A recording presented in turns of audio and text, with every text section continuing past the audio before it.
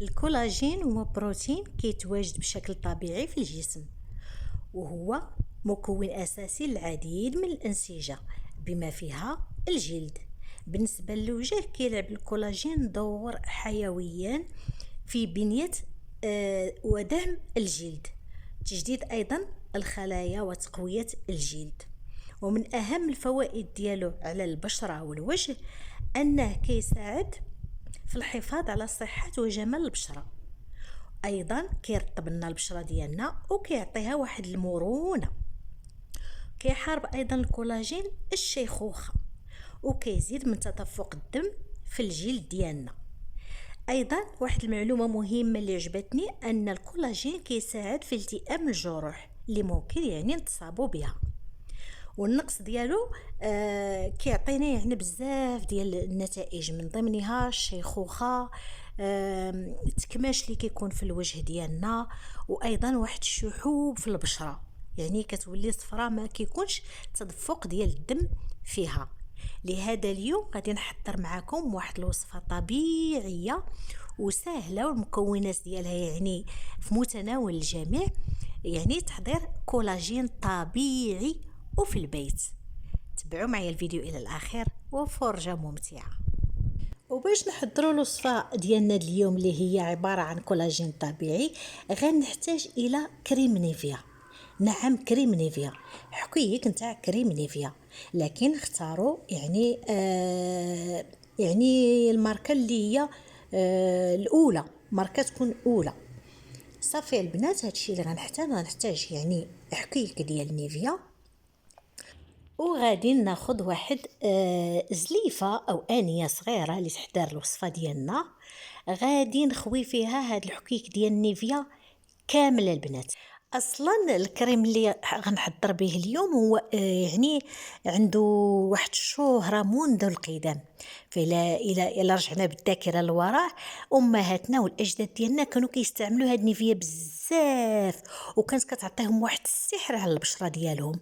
كانت كترطبها غير بوحدها، هاد نيفيا كانت كترطب لهم البشره، كتعطيهم واحد اللمعان، واحد الليونه في الجلد ديالهم.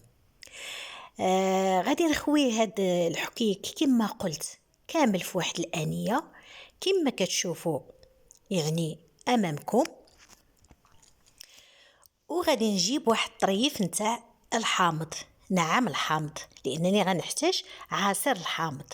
غنقطر تقريبا واحد 2 ملعقات ديال ملعقات صغار على هاد كريم نيفيا.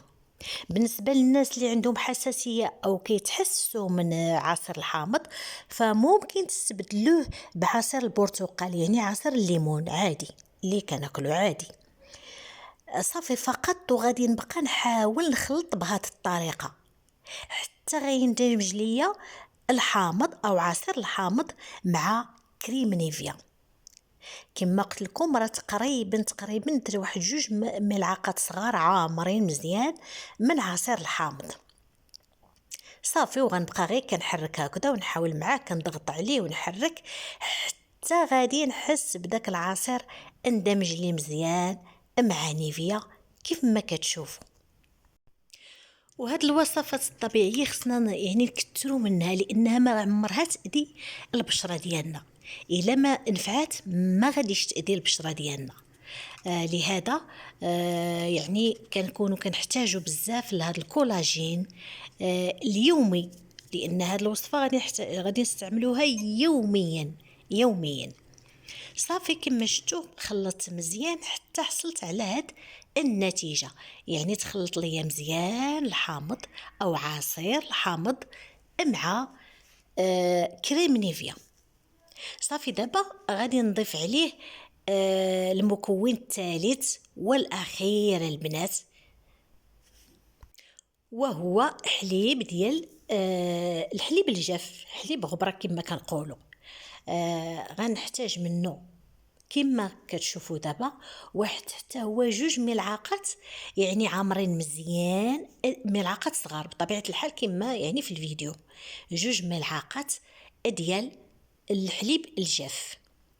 صافي، وكنسدو باش ما كيطيرليش المفعول ديالو. ديما انا طريقتي كنسد لك الحليب المجفف، خصوصا الا كنت واخد هذوك الخنيشات يعني كنسدها باش ما كيطيرش داك المفعول ديالها.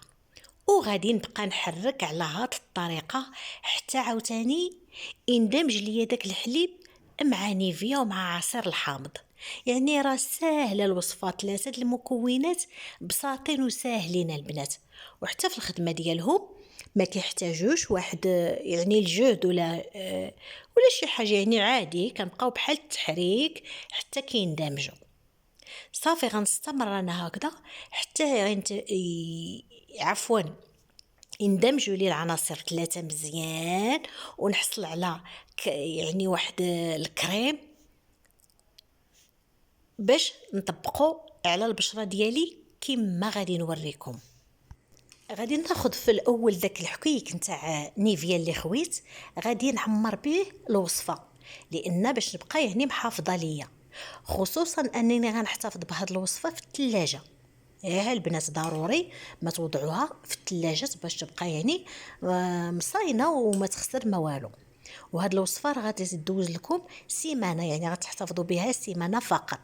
لهذا الا عندكم اذا كانوا زعما 2 خوت او 3 او هذا في الدار فممكن تستعملوها، يعني خصوصا ان غنستعملوها كل نهار. صافي البنات غادي يكون الوجه او البشره ديالنا يدينا او الوجه ديالنا مغسول مزيان ومنشف، غادي نحطوا عليه هاد الكولاجين كيف ما كتشوفوا. هاد الطريقه ما تبقاوش تقتصدوا البنات، ديروا الكريم مزيان ويني غادي تماسيوه، يعني ديروا بحال ماساج، تبقاو يعني تحاولوا ديروا هذا الماساج باش يدخل هذا الكريم او الكولاجين للجلد ديالنا، يتغلغل الى الداخل. صافي بهاد الحركات يعني حتى على الوجه ديالنا راه هكذا غادي نديرو، غنماسيوه مزيان وديروا يعني واحد الطبقه تكون يعني غليظه ماشي غير رقيقه ولا هادي. ما ترحموش الكريم ما ترحموش الكولاجين، غير استعملوه مزيان، خصوصا ان هاد يعني هاد الوصفه غتصبر معنا غير سيمانه فقط. صافي ومن بعد نعاودو نحضروها، يعني نعاودو نحضروا وصفه اخرى. صافي كما قلت لكم بهذه الطريقه نماصي ونعاود ونعاود ونعاود حتى يعني نشوف بان تغلي هاد الوصفه او الكولاجين يعني للجلد ديالي. من بعدها غنتظر عليها ساعه، نعم ساعه، ديروا التوقيت ديالكم. صافي نتوما تبقاو جالسين ديك الساعه حتى تمر الساعه. صافي من بعد ما تمر الساعه غنقبطوا واحد المشوار، يعني واحد الطريف الكاغيط ديال اللي كنستعملوه في الكوزينه او كلينيكس او اللي بغيتو على حسب المتوفر، ونمسحوا يعني داك الكريم او هذا الكولاجين على البشره ديالنا. صافي ويعني داك الحكيك اللي عمرنا غنحتفظ به في الثلاجه بطبيعه الحال. من بعد ما نغسلوا الوجه ديالنا بالماء بارد، اضيف الماء بارد، غناخذ زيت اللوز. زيت اللوز البنات يكون مطحون، ديما كنقولها على يديكم، مصاوب على يديكم. مشيو عند العطار تقولوا ليه دير لنا اللوز ويطحنوا امام عينيكم. صافي وكنبقى نغدي به، يعني كان سواء البشره ديال الوجه او اليدين ديالنا، كنبقى مور هذا الكولاجين كنغدي مزيان بزيت اللوز، وحتى هو غنبقى نماصي بهذه الطريقه حتى غادي يدخل داك الزيت يعني يخترق الجلد ديالي. وغادي ما نقول لكمش البنات تبقاو تحسوا بواحد الرطوبيه وواحد الليونه وواحد اللمعان، ومره على مره كيبقى يبيض الوجه ديالنا او اليدين ديالنا، يعني كولاجين مغذي ملين ومبيض في نفس الوقت. وكما شفتوا يعني ما كيحتاجش يعني واحد المكونات اللي غاليين او يعني الكولاجين بطبيعه الحال مشيتو تاخذوه من الفارماسيان او من عند محلات تجاريه ديال التجميل راه كيكون غالي اصلا. صافي 3 د الحويجات تحضروا بهم الوصفه ديالكم وبالصحه والراحه مسبقا.